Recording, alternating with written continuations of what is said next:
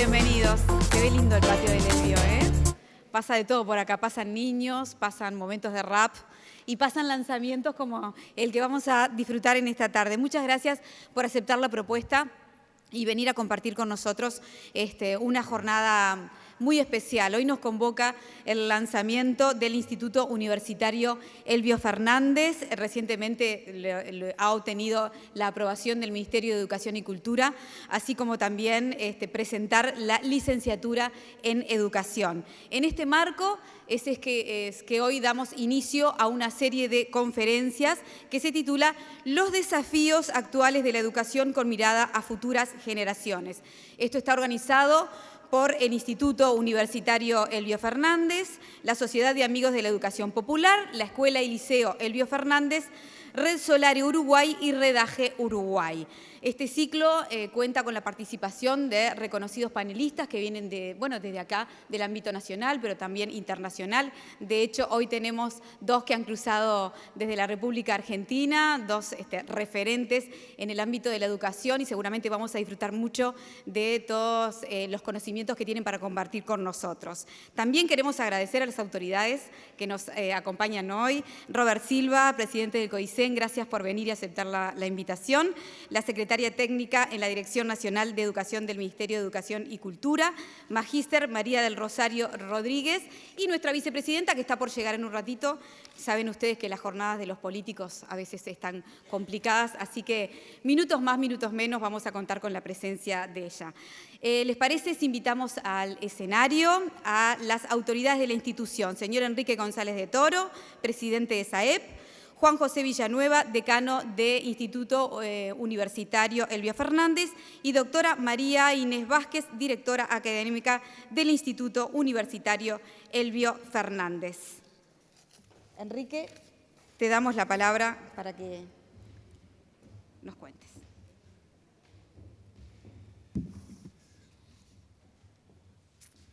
Bueno, esto lo han puesto alto, para mí por lo menos.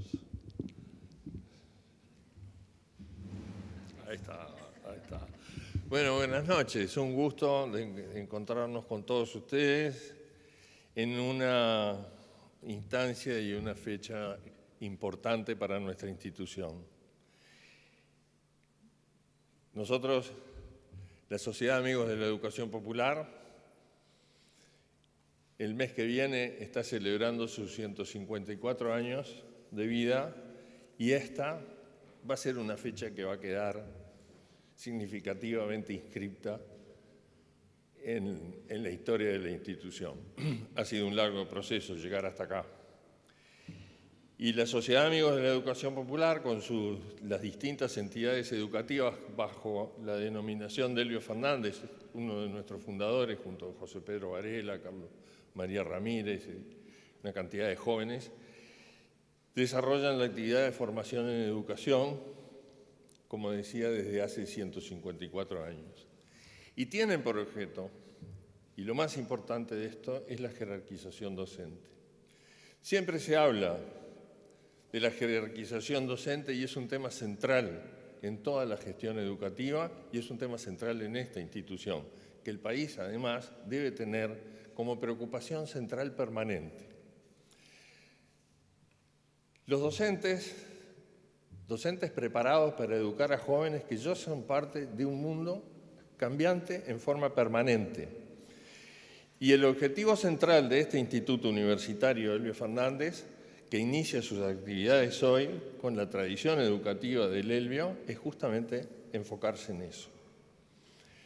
La reciente aprobación del Instituto Universitario Elbio Fernández por parte del Ministerio de Educación y Cultura y la Presidencia de la República, tras una gestión iniciada por la SAEP ya hace bastante tiempo, representa la continuidad y la profundización de su Instituto de Formación Docente que inició sus cursos en el año 2013. Ese Instituto de Formación Docente del que nos sentimos orgullosos y que su primera generación de egresados fueron 2 maestras, ya lleva 6 generaciones de egresados a través de sus 2 carreras, la carrera de maestro y la carrera de maestro de primera infancia que se agregó posteriormente. En estos años, como decía, el número de egresados ha ido creciendo en forma constante, lo que a nosotros eso representa la valoración de la propuesta y sobre todo el rigor en los tiempos formativos que aseguran una importante salida laboral. La Sociedad de Amigos de la Educación Popular vio en el Instituto de Formación Docente una necesidad en función de múltiples aspectos que hoy son debatidos en el marco de las reformas de la educación que el país está planteando. Y reitero, la formación docente es clave. Las directivas anteriores de la SAEP se ocuparon de prepararlo y nos tocó a nosotros, junto con dos personas que quiero mucho y están acá y que las quiero nombrar, la magíster Sonia Escafo y para nosotros siempre ha sido el profesor Robert Silva, mi amigo Robert, nos tocó trabajar en la habilitación de ese instituto.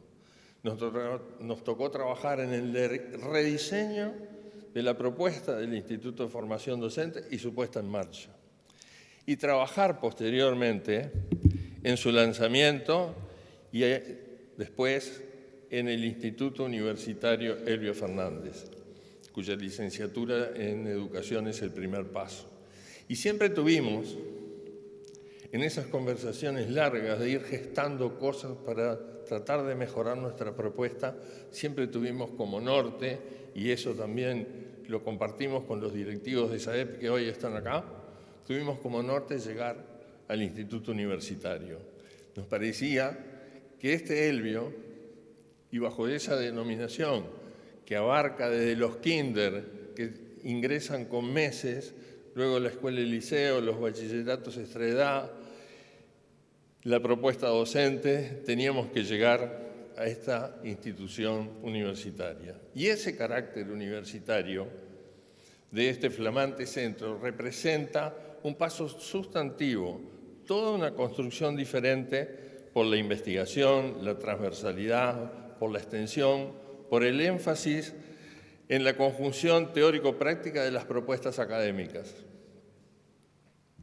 La nueva licenciatura en Educación aspira a una especialización y profundización de su actividad, dando a los docentes, ofreciendo a los docentes mejores condiciones y expectativas para su desarrollo profesional. Vivimos nuevos tiempos, entonces la interacción presencial y virtual facilitará la participación de docentes, tanto nacionales como extranjeros. Y en ese marco ya tenemos acuerdos con universidades de distintas partes del mundo en ese relacionamiento institucional y que algunos de esos docentes de esas universidades forman parte de los docentes que estarán en la formación de quienes participen de esta licenciatura. Los tiempos cambian. Los desafíos hoy día implican que siempre haya que estar pensando varios años hacia adelante para ese mundo tan exigente que nos está esperando. Esta institución tiene por características pensar siempre en el futuro, estar proyectándose en avanzada y diseñando estrategias para ese mundo que viene.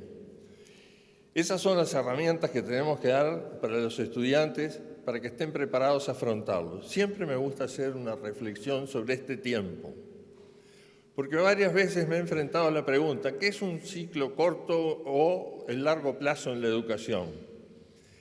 Y la pregunta que me hago es, ¿cuánto es el tiempo que puede esperar un estudiante para tener las herramientas para insertarse en esa sociedad? Y los ciclos los más largos son ingreso a educación inicial, 3 años. Ingreso a primaria, 6 años. Ingreso a secundaria y termino, otros 6 años. Quiere decir que quienes hoy están ingresando en la educación van a ingresar en el 2036. Y quienes ingresen a las carreras de grado, ya sea maestro de primera infancia o la licenciatura, van a estar llegando en el 2040. Es un mundo totalmente distinto. Y ese mundo es para el que tenemos que dar herramientas.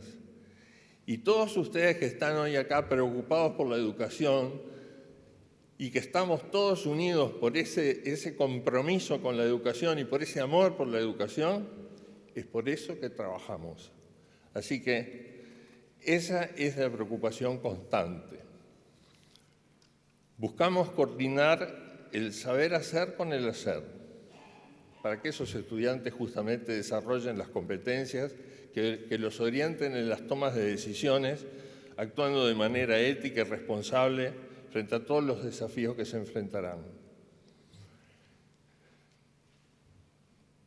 El profesional de la educación es el que hace sustentable esa formación en función de sus competencias, su responsabilidad y sus aportes. Todos ustedes forman parte de ese escenario de formación de las futuras generaciones. Dentro de estas cosas que me estaba refiriendo, hoy queremos hacer un reconocimiento a alguien que, desde el punto de vista institucional, y convoco a los directivos que nos están acompañando que pasen acá a acompañar, queremos reconocer en la magíster Sonia Escafo todos los aportes que le ha hecho esta institución.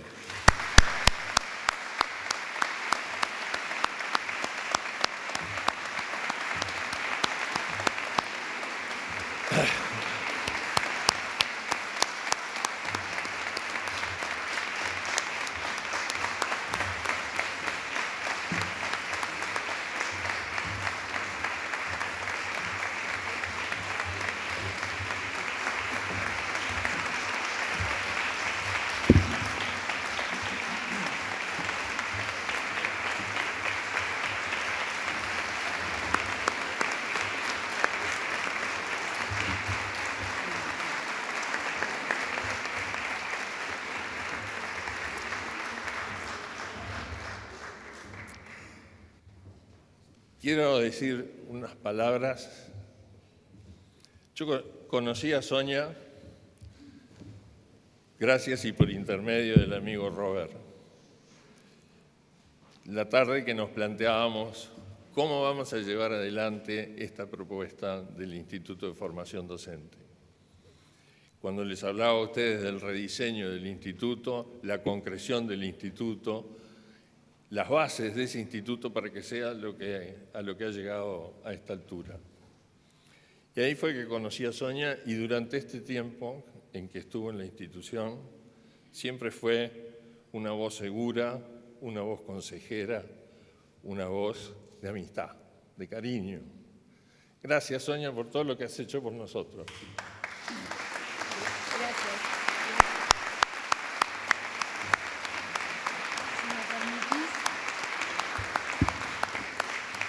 El agradecimiento es mío por haber podido ser parte de esta institución, conocerla desde adentro. Recuerdo el día que Robert me invitó para venir y ahí conocí a Enrique y empecé a adentrarme en esta institución desde adentro, a sentirme tremendamente identificada y orgullosa de que el país pudiera tener instituciones que son el reflejo de la mejor historia educativa del país, y eso se vive, se palpita y se penetra en cada uno, y a su vez tenga la visión tan clara de un futuro esperanzador, de un futuro de la educación y la habilidad de estrategas de poder llevarlo adelante. Yo solo puedo dar un agradecimiento y pedir disculpas por todo lo que quedó en el camino, que si estuvo en mis manos continuarlo. Debo decir que no me fui porque no quisiera estar, me fui porque en determinado momento tenía que afrontar una situación que para mí, que soy medio cobardona, la cuestión de las enfermedades y las operaciones me hacían temer por la posibilidad de estar al frente día por día, y con el dolor del alma di un paso al costado, pero esta institución camina sola y Sonia. sigo para él.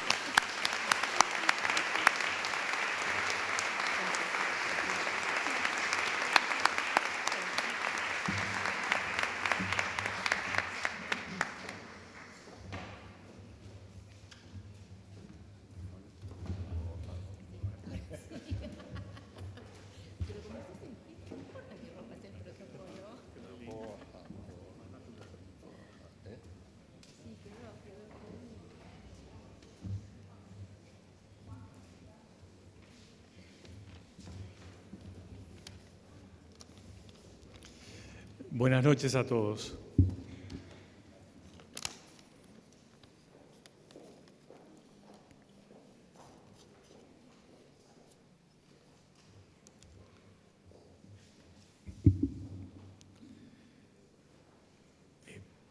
Yo quiero decir algo muy simple para comenzar, y es que hoy es un gran día.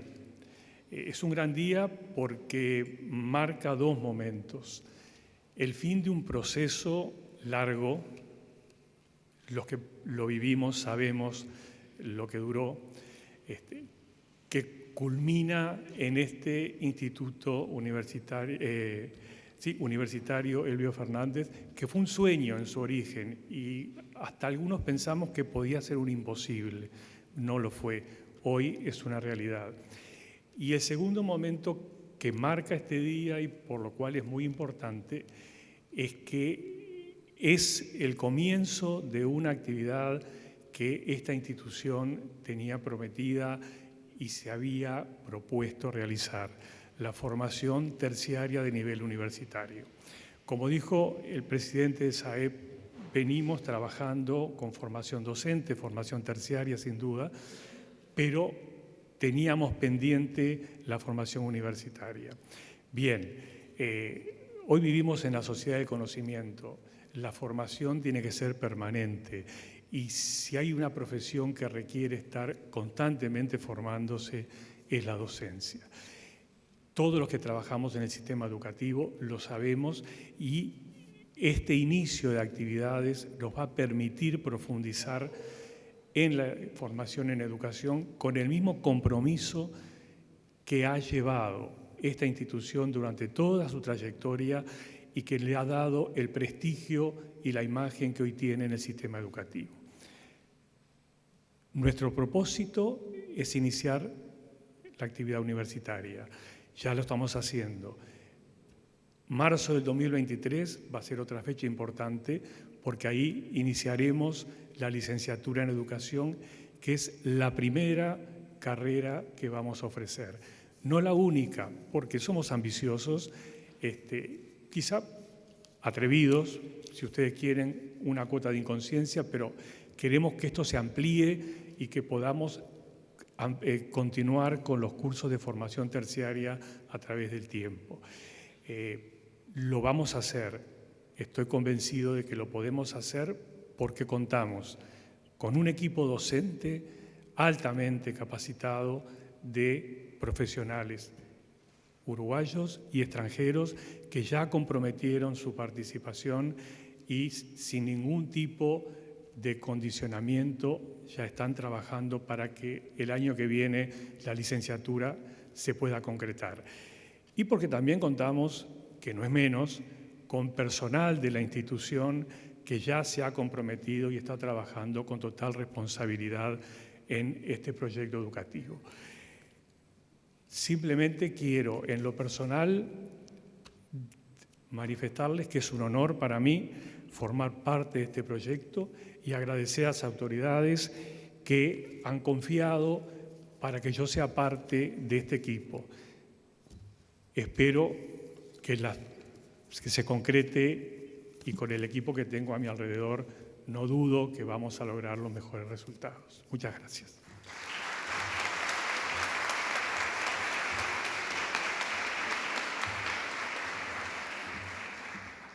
Bueno, muy buenas tardes a todos. Primero agradecerles muchísimo que nos estén acompañando en esta celebración que para nosotros es importante, con el inicio del Instituto Universitario y de la Licenciatura en Educación. Estamos ampliando nuestra comunidad educativa, que ya la tenemos con las 2 carreras de magisterio y a las cuales vamos a integrar a docentes y estudiantes que comiencen el próximo año a cursar la licenciatura en educación. Esta carrera fue pensada en el marco de los desafíos que nuestro país está enfrentando, la necesidad de pensar nuevas estrategias, nuevas formas de acompañar los cambios y los desafíos que nuestra educación requiere implementar. Y entonces, pensando en que el mundo nos muestra que las estructuras educativas van cambiando, las configuraciones van siendo otras, pasamos de estructuras más rígidas y compartimentadas a otras mucho más reticulares y flexibles, entendemos que necesitamos no solamente cambiar esas estructuras y esas mallas curriculares, sino también profundizar en la formación de los profesionales de la educación que tengan la capacidad de navegar por esas nuevas estructuras. Entonces, esa es la propuesta y el desafío que esta licenciatura se propone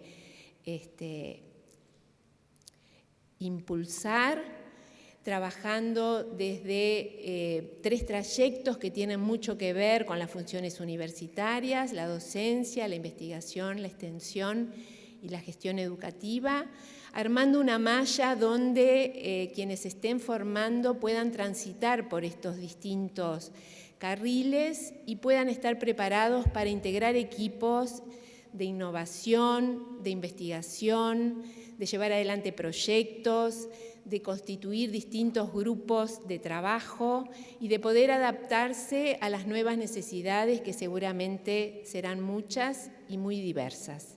Así que nosotros con mucha alegría hoy les compartimos lo que sentimos que es este logro institucional y los invitamos tanto a docentes como a profesionales de la educación que quieran ser parte de este proyecto a sumarse. Y para festejar esto, hoy vamos a tener 3 invitados de lujo que ahora se los van a presentar, que seguramente nos van a ayudar a ir pensando esto, ¿no? Cómo ir viendo estos desafíos y desde qué lugares. Así que muchísimas gracias a todos.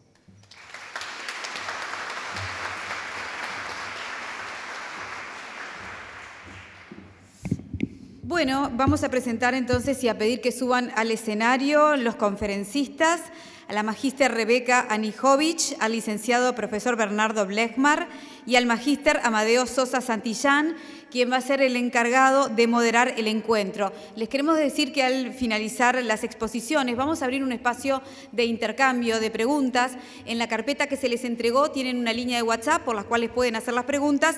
También escribiendo en la sigla IUF se les enviará automáticamente un link con un formulario para que escriban allí la pregunta.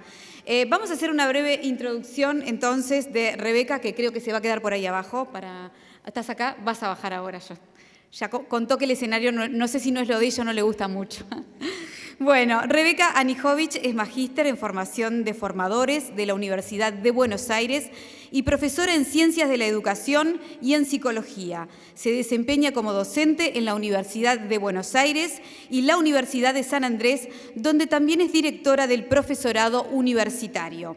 Ha brindado asesoría pedagógica en instituciones educativas de Chile, Colombia, Perú, Uruguay, Brasil y Argentina, así como también ha desarrollado consultorías en UNICEF Argentina. Es autora y coautora de libros referidos a la didáctica, a la evaluación y a la formación docente. Y su conferencia le dio en llamar Desafíos actuales de la formación docentes. Adelante.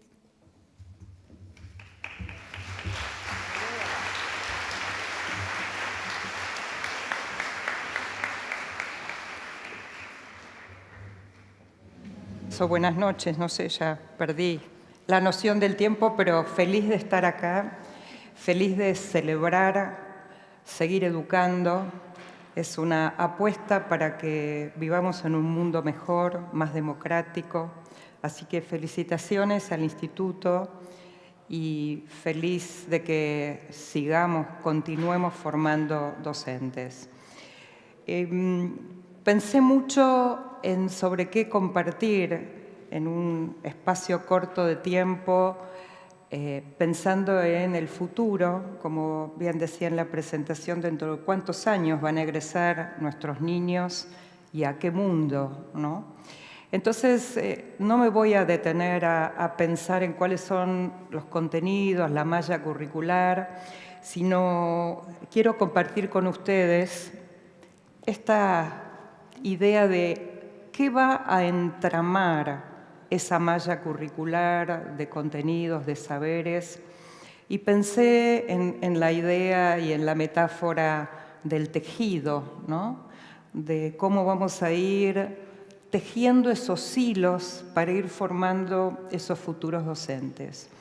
Y tomé 5 ideas centrales, las verán en color para que también nos ayude a distinguir cada uno de esos colores, cada uno de los hilos que voy a abordar. Y voy a empezar con el primero, que es como el hilo de la práctica reflexiva. Como no sabemos exactamente qué va a suceder dentro de muchos años, entendemos que formar docentes que puedan desarrollar su capacidad de pensar acerca de lo que hacen, cómo lo hacen y por qué lo hacen, es uno de los hilos que conforman esta trama. Y esa cultura de práctica reflexiva, uno podría decir, y como habitualmente, ¿no?, en los espacios de formación decimos, todas las personas pensamos, ¿no? Todas las personas reflexionamos, pero no siempre esas reflexiones implican aprendizajes. Lo que estamos diciendo aquí es que este hilo tiene un propósito que es formar docentes reflexivos que provoquen aprendizajes, por supuesto para sus estudiantes, pero también para sí mismos. Esa formación reflexiva incluye, implícita o explícitamente, la idea de preguntarnos, ¿no?, de todo el tiempo, esas preguntas que nos hacemos, ¿por qué? ¿Cómo? Si lo que estoy haciendo es aquello que me propuse, si hay otros caminos para resolver o para hacer lo que estoy haciendo. Y en esa reflexión también hay una intencionalidad, y que una colega maravillosa como es Inés Dussel dice también, la idea de desnaturalizar, que creo que es una de las cosas que nos pasan cotidianamente en la docencia, ¿no?, donde uno naturaliza ciertas maneras de trabajar y en algún momento uno deja de preguntarse, ¿no?, ¿por qué lo estoy haciendo así? Entonces la práctica reflexiva tiene esa intencionalidad, ¿no?, volvernos a preguntar por lo que es obvio, por lo que hacemos cotidianamente y lo hacemos hace mucho tiempo, volver a pensarlo porque no necesariamente hay que cambiarlo. A veces volver a pensarlo para ratificar que estamos por el buen camino. Entonces, este hilo de la práctica reflexiva para mí es un hilo motor de la formación docente. Por supuesto que esa reflexión tiene 2 caminos. Uno que es el que vengo contándoles, que es ayudarme a encontrar sentido a lo que hago, pero otro es actuar. Porque no se trata, vieron, como la estatua de Rodin, donde uno se pone así y piensa solamente qué hago, cómo lo hago o por qué lo hago, sino necesito avanzar con cómo lo hago. Y en ese sentido, quiero también incluir el riesgo que muchas veces tiene esas invitaciones que nos hacen en muchos espacios a pensar cuando no tienen una guía, cuando es simplemente ¿y tú qué piensas?, ¿no? Esa pregunta tan abierta donde uno a veces dice ¿sobre qué? ¿Cómo hago para pensar? ¿Qué me están pidiendo? Entonces, esa idea de una práctica reflexiva guiada por los formadores, guiada por los docentes que forman a los futuros docentes. En ese modo del cómo de la práctica reflexiva nos basamos mucho en el uso de las narrativas y tomamos mucho del campo de la literatura para formar docentes, para usar las narrativas. Y las narrativas implican muchas cosas, implican relatos de otros docentes, implican historias biográficas y autobiográficas, implican compartir esos relatos para que no queden simplemente como algo que a mí me pasó, que a mí me sucedió o que alguna vez leí. Y entonces les quiero compartir un primer relato para contarles cómo un relato se convierte en un provocador de práctica reflexiva.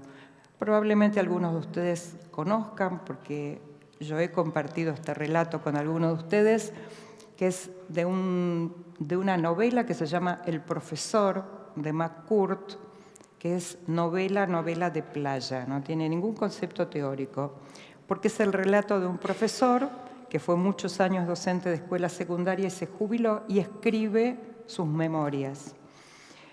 Y al inicio del libro hay un relato que es algo que le pasa a él el primer día que empieza a dar clases en una escuela secundaria con estudiantes de 15 años, y entonces él se para frente al aula y tiene que empezar a dar clase, y un alumno arroja un sándwich que le cae acá. Y ahí comienza su periplo reflexivo. Empieza a preguntarse, ¿qué hago? Y dice cosas como, por ejemplo, tantos años estudiando en la universidad y nunca me dijeron qué hacer con un sándwich volador. Me enseñaron filosofía de la educación, me enseñaron psicología evolutiva, pero no qué hacer con sándwich volador. Y esa primera reflexión, lo que él hace todo el tiempo es, estoy pensando no solamente qué hacer, sino él dice, este es mi primer momento, en mi primer día de clase. Entonces, lo primero que hace es decir, oye. Y él dice, esta es mi primera enunciación como profesor. Muchos años estudiando para decir, oye. Y por supuesto, no sabe qué hacer. Y entonces empieza a reflexionar para sí mismo y dice, ¿qué debería hacer? ¿Echar al alumno que tiró el sándwich? Si lo echo, es probable que sea mi primer y último día en esta escuela. ¿Debería decirle qué mal que tiran comida cuando en el mundo hay gente que se muere de hambre? Y así empieza a pensar alternativas hasta que toma una decisión, se come el sándwich. Los alumnos lo aplauden y él dice, ya está, tengo ganado mi año escolar. Después hace un bollito con el papel de aluminio que envolvía el sándwich, lo tira y en boca lo vuelven a aplaudir. Dice, maravilloso, ya está. Lo único, dice, no sé qué hacer ahora, cómo saltar de esta escena a empezar mi clase de literatura, que es lo que él tenía que hacer.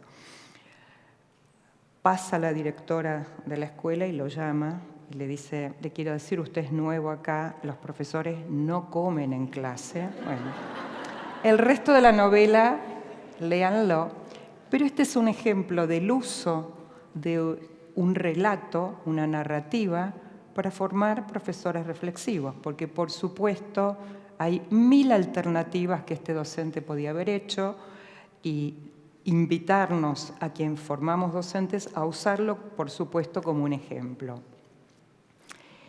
Y el segundo ejemplo que quiero tomar tiene que ver con las autobiografías, que también forman parte de las narrativas, y por eso estos dos ejemplos para mostrar el valor que tiene las narrativas en las prácticas reflexivas.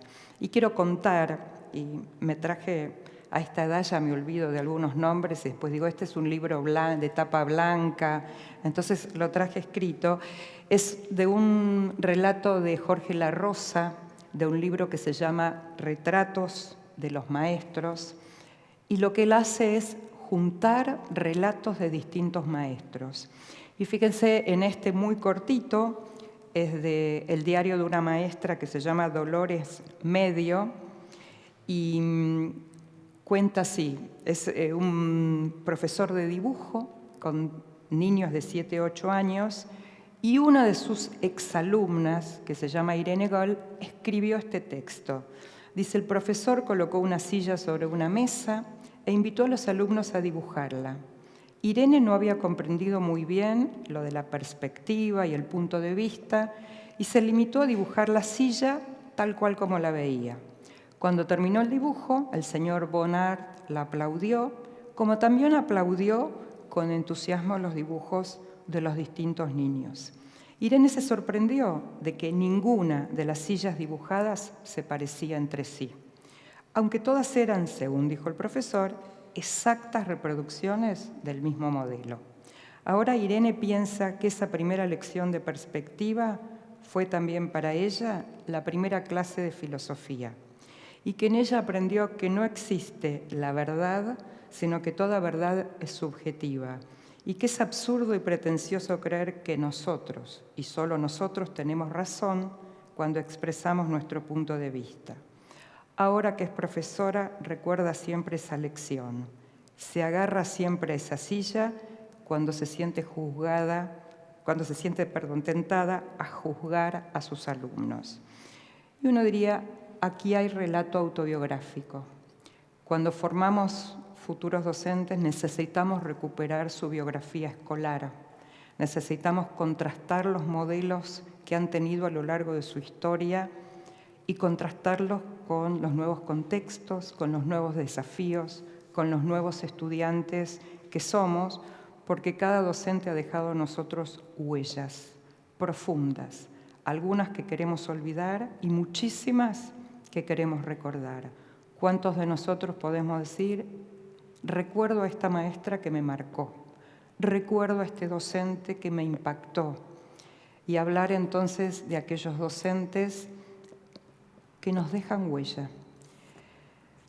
Así como tenemos las reflexiones como el primer hilo, el segundo hilo es la enseñanza, ¿no?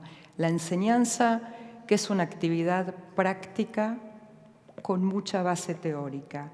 No hay dos situaciones de enseñanza iguales. Ustedes podrían pensar que el incidente del sándwich le va a volver a pasar a ese docente. Imposible. Y seguramente le van a pasar muchas otras escenas. Y nosotros no podemos formar a los docentes para cada una de esas situaciones específicas, ¿sí? Pero sí podemos formarlos para trabajar con la incertidumbre, para trabajar con lo inesperado, para trabajar con el cambio, para trabajar con un mundo flexible. Y allí, Philippe Mérieux, Tardif, un montón de autores importantes hablan de lo que llamamos los saberes del oficio. Los saberes del oficio, y piensen no solo en un maestro, ¿no?, en un artesano, en un zapatero, son esos saberes que no son codificables justamente porque no hay dos situaciones iguales y que la mejor manera de enseñarlos es mirar, ¿no?, al otro hacerlo. Bueno, la formación docente necesita de los docentes con oficio para mostrarnos cómo lo hacen, para contarnos los secretos del oficio, porque no hay mejor manera de aprender mirando, escuchando lo que le pasó, los relatos. Entonces, son saberes que nos permiten orientar nuestra práctica, son saberes que deberían venir de voces diferentes, porque no hay un único modo de ejercer la docencia, hay muchísimos modos de ejercerlo. Cómo recuperar la experiencia que tienen los docentes veteranos, los docentes con más años de experiencia y que formen parte de la construcción de esos saberes del oficio. También los saberes del oficio implican hoy en la formación docente conectarnos con otras disciplinas.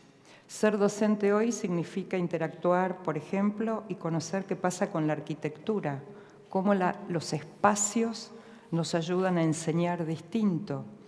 Y eso significa que no tenemos que aprender solo pedagogía, solo filosofía, solo psicología, sino interactuar con otras áreas disciplinares que nos permitan enriquecer nuestras propuestas. Hoy hablamos de usar distintos espacios adentro de la escuela, afuera de la escuela, espacios virtuales, pero también espacios físicos, modos distintos de agrupamiento, modos distintos de agruparnos con los estudiantes. El tercer hilo es el de identidad docente.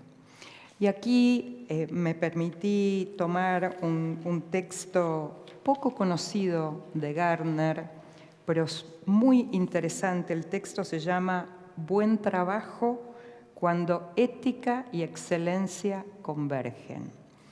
Y allí Gardner plantea que una profesión se compone de 3 elementos: una misión, ¿no?, que le da un sentido al qué estamos haciendo y para qué, y que es un sentido de contribuir al desarrollo de las personas, de transformar a las personas. Un reino, que es bien interesante porque Gardner llama al reino a las acciones, ¿no?, eso que podemos hacer nosotros, y un dominio de saberes. Y él dice que son los 3 elementos que deben combinarse para conformar esa identidad docente. Y él dice, como muchos autores, que hay algo que no cambia, porque por supuesto el reino de las acciones cambia, depende del contexto, los saberes cambian, depende del contexto, pero no cambia la misión, ¿no?, de contribuir al desarrollo de las personas, de transformar a las personas para vivir en un mundo mejor. Una misión, uno diría, de ejercer esa transformación en las personas. Y en ese libro él no habla de la docencia, habla del periodismo, y todo el tiempo, del periodismo y de otras profesiones, y todo el tiempo él dice: necesitamos saberes, pero necesitamos una ética profesional. Hay una responsabilidad en términos de los valores que vamos a poner en juego. No es una actividad técnica, no es una actividad que simplemente tengo que aprender a planificar. Es una actividad que pongo en juego valores morales y éticos. Y me parece que es un aporte, como tantos otros que ha hecho Gardner, muy interesante a pensar. Y esa identidad que combina misión, reino y dominio implica formar docentes con un compromiso hacia la idea de la innovación pedagógica, el cambio y la investigación.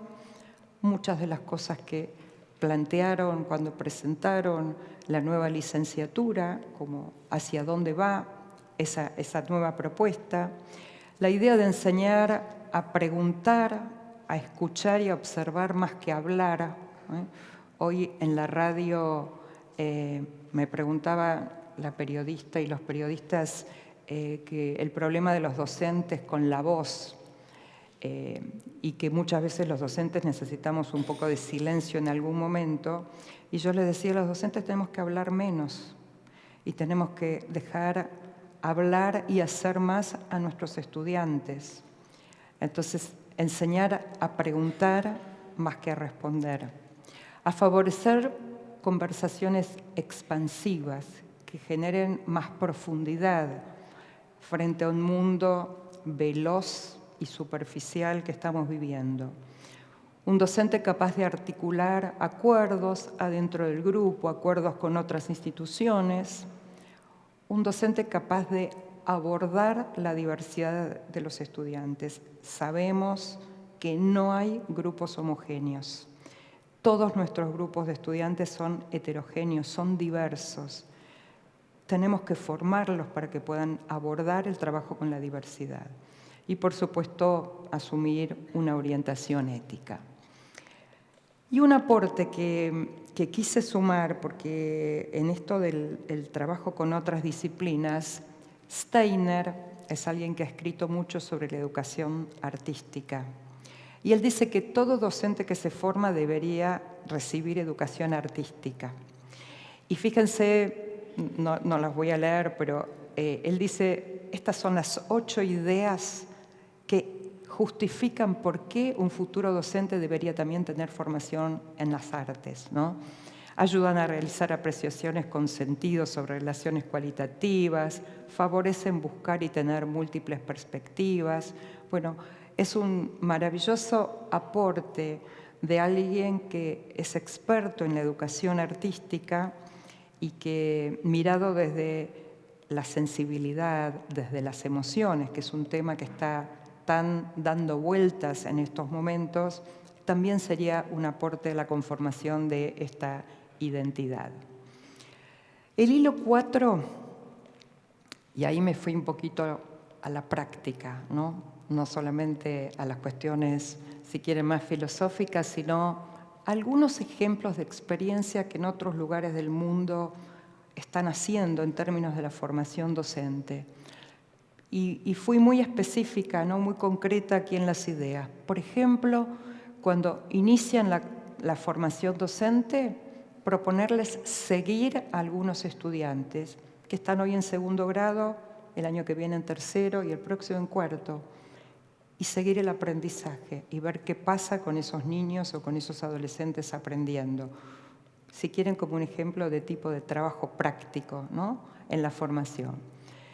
La identificación de los modos de participación de los estudiantes en formatos virtuales o presenciales, seguir esa línea, y esas líneas pueden tener que ver con los intereses que tengan los futuros maestros. Participar en reuniones de padres apoderados, que en general poco de eso se habla en las formaciones docentes. Diseñar materiales didácticos y ponerlos en uso, practicarlos y ver qué pasa con esos materiales. Entrar en contacto y documentar buenas experiencias que hay en otros lugares del mundo, pero de maestro a maestro. Entrevistar a un maestro que trabaja en cualquier otro lugar del mundo y ver cómo trabaja y ver qué puedo aprender de él. Enseñar en diversos espacios y diversos tiempos, solo a modo de ejemplos, de experiencias que implican, como ustedes verán, que la práctica esté al inicio de la formación docente y no al final de la misma. Fíjense aquí, este es un ejemplo de una plaza. En esa plaza, un equipo de profesores de música en una ciudad de Brasil armó esos instrumentos con la intención de que los niños de la escuela puedan usar esos instrumentos en la plaza, pero que también cualquier niño que no va a esa escuela pueda hacer uso de esos instrumentos. Y eso tiene que ver con pensar en el uso de diferentes espacios y de espacios públicos, no solamente espacios de otras instituciones. Y el último punto, que para mí el último hilo, que no es menor, que es aprender fuertemente a trabajar con el concepto de evaluación formativa. Así como el mundo está cambiando, nosotros tenemos que cambiar la mirada sobre la evaluación. Nosotros venimos sosteniendo históricamente la evaluación tradicional absolutamente articulada con la calificación como el único modo de evaluar. Y nosotros tenemos hoy una oportunidad que de alguna manera la pandemia acercó a la idea de no solamente evaluar a dónde el estudiante llega, sino evaluar el recorrido y el avance que hace como proceso de aprendizaje. ¿Por qué? Porque tenemos mucha innovación en el campo de la enseñanza y poquísima innovación en el campo de la evaluación. Y hoy sabemos que necesitamos que haya coherencia entre los modos de enseñar y los modos de evaluar. Si yo enseño de manera creativa, si enseño utilizando diversidad de recursos, si enseño haciendo que el estudiante sea protagonista del aprendizaje, no puedo seguir tomando una prueba escrita multiple choice como último y único recurso de evaluación. La evaluación tiene que ser ese lugar donde el alumno aprenda, reconozca sus fortalezas, sus debilidades y entienda que se siente orgulloso de mostrar lo que aprendió. Y eso implica permitir que el estudiante elija la forma en que quiere mostrar lo que aprendió. Y eso nos ubica en una manera diferente de pensar la evaluación, una evaluación transparente, donde esté muy claro qué quiero evaluar, qué voy a mirar de la producción y del desempeño de los estudiantes, que sea coherente con las formas de enseñar, que favorezca la autonomía de los estudiantes, que sea continua y que sea fundamentalmente orientadora, que cuando yo miro una producción del estudiante no solamente emita un juicio de valor, sino que lo oriente a ver cómo puede mejorar, si quieren con la metáfora de la escalera, cómo ayudarlo a subir un escalón más en su aprendizaje. Voy llegando al final antes de que Amadeo me diga que te quedan unos minutos. ¿Está perfecto? Muy bien. Dos ideas centrales para cerrar. La primera, ¿cuál sería el sentido más profundo de la formación? Formar individuos que puedan pensar por cuenta propia, capaces de actuar pensando en las consecuencias de su actuar y capaces de cuestionarse, interrogarse a través de una actitud reflexiva y autónoma, ya que se trata de una praxis, como les decía hace un ratito, que se desarrolla siempre en situaciones singulares. No va a haber dos escenas del sándwich iguales. Y volví a recuperar la idea del tejido, ¿no? Que es con la idea con la que abrí esta presentación.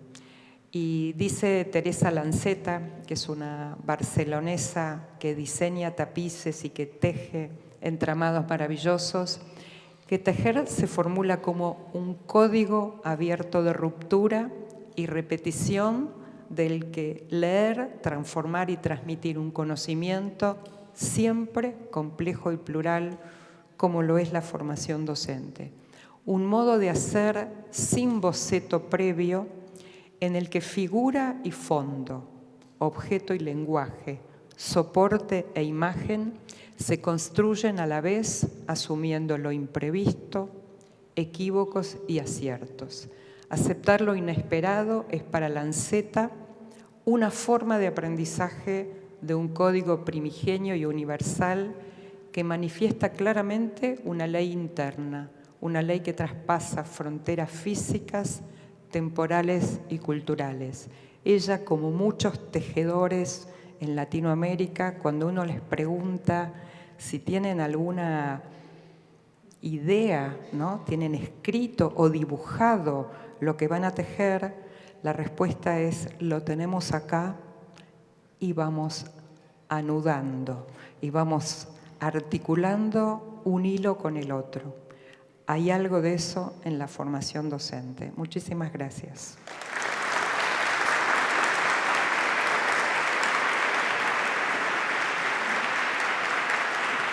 Gracias.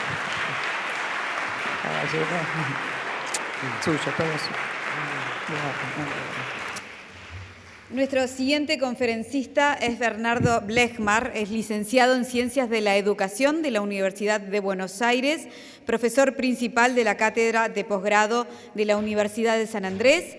Se desempeñó como director de la materia de Psicología Organizacional de la Universidad de Belgrano y también fue profesor titular de la Universidad de Belgrano en la Cátedra de Psicología Organizacional. Es consultor en procesos organizacionales en la Ford Foundation, Kellogg Foundation, Programa Naciones Unidas para el Desarrollo, Banco Mundial, Transparencia Internacional, así como también en agencias gubernamentales como el Ministerio de Ciencia y Tecnología de la Nación, Jefatura de Gabinete de Ministros, Ministerio de Educación, Oficina Anticorrupción, Gobernación de la Provincia de Buenos Aires. Su conferencia, Amarras para sostener la travesía de la transformación. Bajo también. Sí, sí. Eso es para estar un poquito más cerca, ¿no?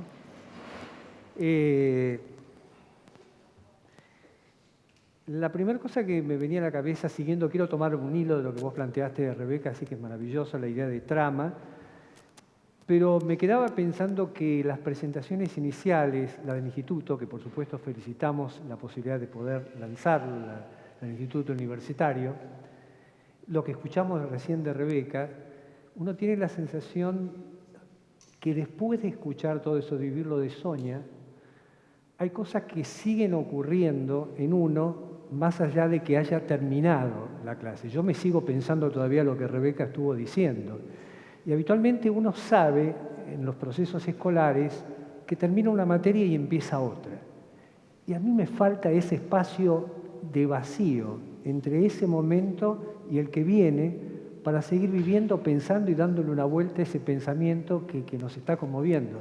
Así que yo diría, una buena conversación, una buena clase, no termina cuando termina, sino que sigue en lo que cada uno de nosotros va pensando. Y sería bueno dejar ese espacio. Lamentablemente es de noche y yo tengo que hablar, así que no vamos a tener demasiado espacio, pero vale la pena procesar eso. Cuando hablamos con Rebeca, con María Inés, etcétera, con los organizadores, dijimos, sería bueno dar esta segunda parte porque Rebeca hizo una maravillosa pensamiento acerca de las cosas que están construyendo esa formación docente. Y a mí me parecía interesante tomar casi el cómo. Y lo que voy a plantear, y lo que vamos a tratar de plantear es alguna serie de ideas acerca de lo que hoy podemos llamar la gestión del cambio. Es decir, que va a tener un enfoque más del cómo, de cómo procesar de algún modo los procesos, digamos, de cambio y de transformación. La primera cosa que uno podría decir es que efectivamente hay un instrumento clave, por lo menos en mi percepción acerca de esto, que son las palabras. Las palabras tienen no solamente una idea de transmitir algo, sino de accionar situaciones. Cosas que decimos provocan situaciones y nos plantean también algunas distinciones que nos ayudan a diferenciar cosas y ser más efectivos en esto que también Rebeca hablaba del accionar. Una palabra que para mí hace mucho sentido en los procesos de transformación es la palabra de transparencia. Y es fácil de ver, si me ayudan un poquitito, tu nombre. Laura, si vos mirás hacia este lugar, ¿qué es lo que estás viendo? A dos personas. Maravilloso, maravilloso, ¿está bien? En tu caso, un afiche. Es bien interesante porque nos da una idea de qué es transparencia. Claro, está muy bien lo que ven. Sin embargo, hay algo que es muy interesante y es que antes de esas figuras y de mí, hay otra cosa que está delante de los ojos de ustedes, que son los lentes. Los lentes, ¿no? Porque uno dice, ¿por qué no dijo los lentes? Y no dijo los lentes porque los lentes son transparentes. ¿Y qué quiere decir transparente? Que uno atraviesa esa situación porque está tan incorporada automáticamente a uno que deja de llamarle la atención esto que está delante y atraviesa eso. ¿Se entiende esto? Ahora, ¿por qué hablamos de transparencia? Porque nosotros necesitamos una cantidad de acciones que son transparentes en la vida institucional, en las escuelas, por las cuales no pensamos. Y está buenísimo, porque si tuviéramos que pensar qué paso doy ahora para caminar, sería complicado. Y hay una cantidad de cosas que son transparentes. La transparencia son automatismos, recurrencias que nosotros tenemos y que nos permiten ocuparnos de algunas cosas que no son recurrentes. ¿Hasta acá es claro? Ahora, fíjate que si hubiera una rotura en el vidrio, o estaría sucio, cosa que no está, uno dejaría de ver eso que veía y atendería a esto que está roto o no funciona. Bueno, en términos de filosofía se llama un quiebre. Un quiebre es una ruptura de la transparencia. ¿Acá es claro? Porque ahí convoca la atención a algo que hasta ese momento era un automatismo. Bueno, nuestro mayor quiebre planetario de hace 2 años fue la pandemia. La pandemia puso un quiebre en las cosas que veníamos haciendo. Y eso generó un tema de la gestión de cambio que se llama responder al quiebre externo. No lo provoqué yo, pero hay algo que pasa y lo que exige se llama capacidad de respuesta. La capacidad de respuesta es cuando viene un quiebre que no lo provoco yo o nosotros, pero lo que nos convoca a responder qué hacemos con eso. Y eso a nivel de educación fue una revolución a nivel de política, a nivel de economía, que a mi modo de ver en educación la verdad es que dio un salto enorme, sería todo un tema, no así en política y no así en economía probablemente. Pero es claro hasta acá, ese es un quiebre. Las transparencias nos habitan a nosotros y las transparencias nos habitan en nuestras organizaciones. De hecho, están así que ahí vamos a encontrar uno de las puntas de la gestión de cambio, que se llama, dicho por un colega mío, Leonardo Schwarzenegger, decía, las organizaciones son aparatos para no cambiar. No sé si les suena algo de eso.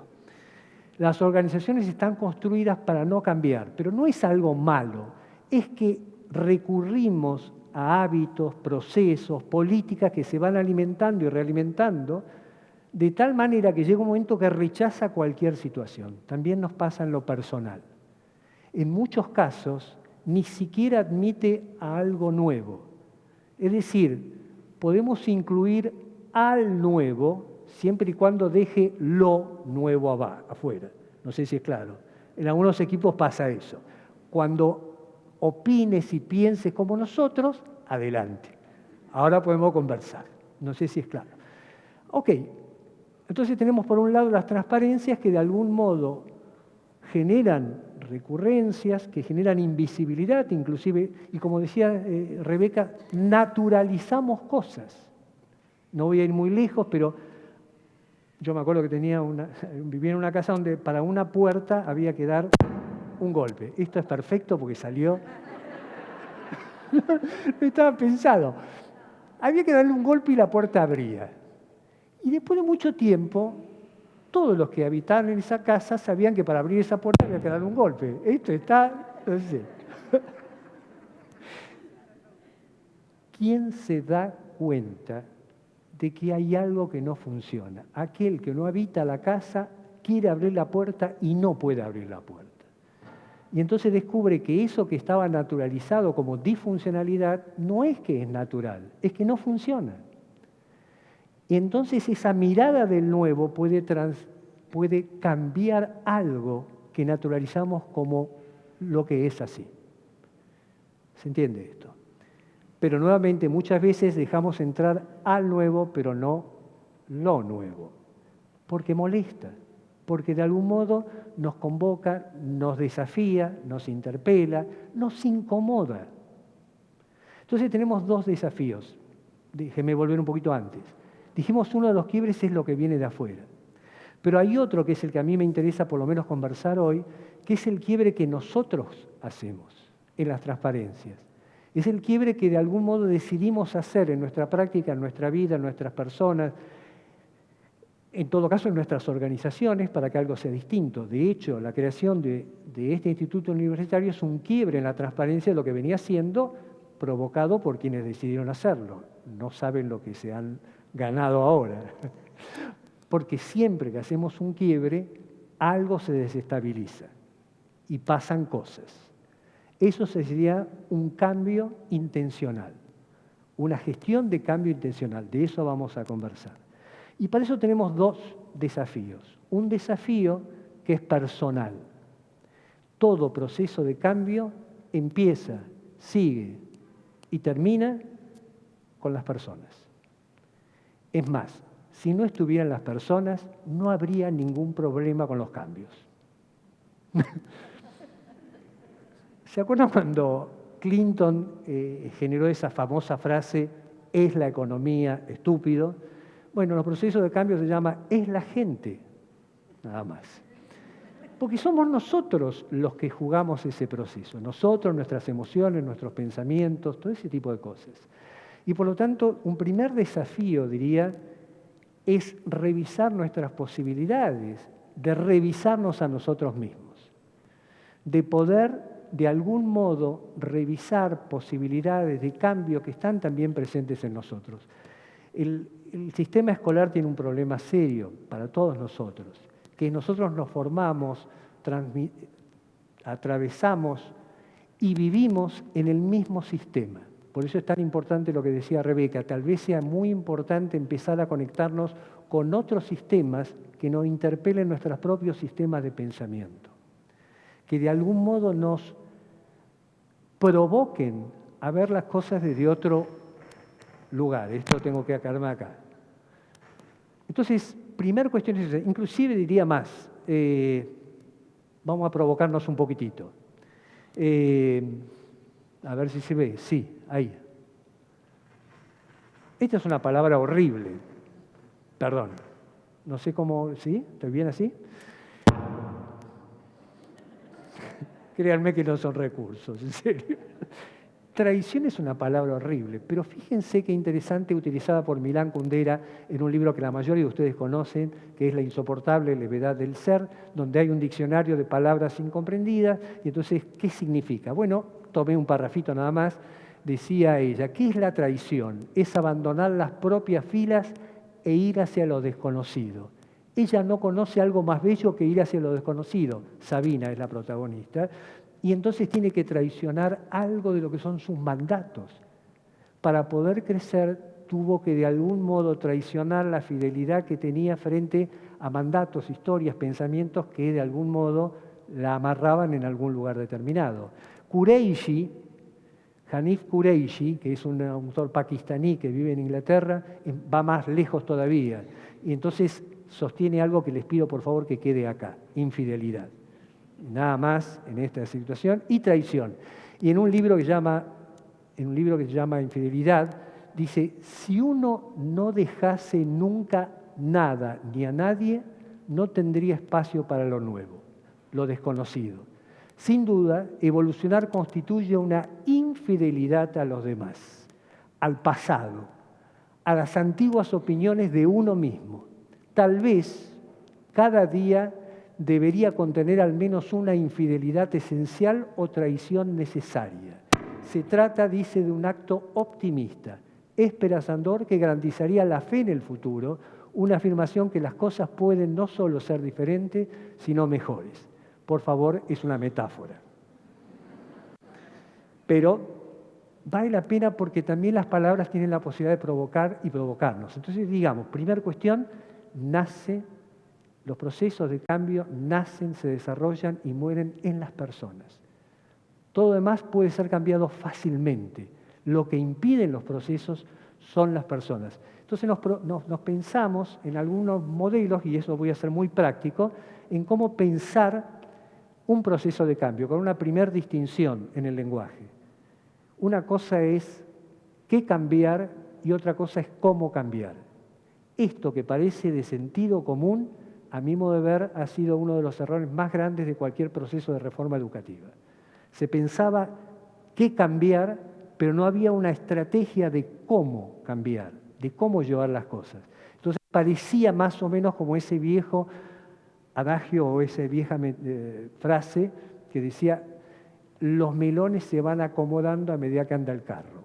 Y los melones se van acomodando a medida que van andando el carro. Nada más que hay que ver el costo, las heridas, los costos que eso tiene. Entonces, pensar primero eso. Entonces, sobre esa base, dijimos, bueno, pensemos si esto es lo que voy a traer. Hay una facticidad, ¿no? Las cosas cambian con nosotros o a pesar de nosotros. Ustedes no lo saben, pero yo en algún momento fui colorado. Quiero decir, tenía cambió. Y uno, nada. Hay cosas que cambian más allá de uno. Ahora, lo que juega es en qué medida, como educadores, como gente que está a cargo de conducción, tomamos el proceso de cambio para gestionarlo. Y ahí lo que por lo menos planteamos es, y esto voy a ser muy práctico a partir de ahora, que es mirarlo a nivel de la organización. A ver si podemos verlo. Ahí estás. 5 amarras conceptuales y después vamos a lo práctico. 1, no es lo mismo cambiar que cómo cambiar. ¿Qué cambiar? Muchas de las cosas que planteaba Rebeca, que yo suscribo totalmente, ahí tenemos que ir probablemente. Ahora, ¿cómo lo hacemos? Es otro tema. Es cómo articulamos. En todo cambio se gana y se pierde. Otra cosa que a mí muchas veces no decimos, en todo cambio se gana y se pierde. Aún en los cambios en que parece todo ganancia, hay pérdida. La tecnología es una maravilla, pero sabemos también las sombras que tiene los procesos tecnológicos, virtuales, de Internet, etcétera, etcétera, etcétera. Paul Virilio tenía un librito que se llama El arte del motor y decía algo tan de sentido común, decía, todo invento humano viene incluido con su desastre metido. Entonces hace dos cosas, que es muy interesante. Dice, sí, ¿cuándo existió el naufragio? ¿Cuándo existió el naufragio? El primer naufragio. Cuando inventaron el barco. Antes de los barcos no había naufragios. Antes del avión no había accidente aéreo. Ahora, no es que no hay que evitar el avión y el barco, pero cada avance trae su lado B. Y cómo se procesa el lado B depende mucho de lo que hagamos con eso. Siempre se gana y se pierde. Y si se pierde, hay lugar a un tema que también da para mucho, el duelo.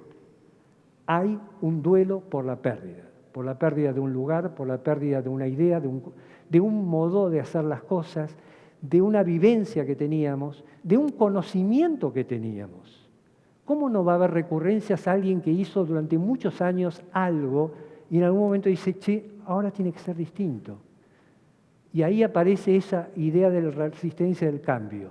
Bateson decía, es un principio dormitivo. Todos tenemos resistencia al cambio que no nos gusta. No sé si es claro. Algo estoy haciendo mal yo, sin duda alguna.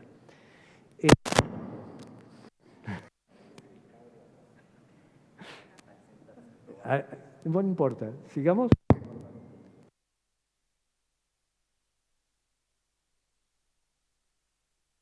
Sigamos. Fácil. Estábamos en clase en la universidad y damos la materia gestión del cambio. Y después de la tercer clase, gente absolutamente flexible, móvil, moderna, etcétera, etcétera, etcétera, la gente se sienta en el mismo lugar todas las veces. Y vos preguntás, che, ¿por qué te sentás ahí? No solamente se sienta ahí, sino que si va a sentarse y hay alguien adelante, dice, ¿por qué te sentás en mi asiento? ¿Y cuál es el asiento? Es que todos construimos un lugar con cierta comodidad, con cierto confort que queremos mantener. Entonces, estigmatizar el tema de la resistencia al cambio ha sido uno de los peores errores y estigmas que tenemos frente a la gente. Ahora, el otro tema es cómo lograr incorporarlos a un proceso que entendemos que es valioso. Pero eso es otra historia. Duelo. Hace falta procesar duelos.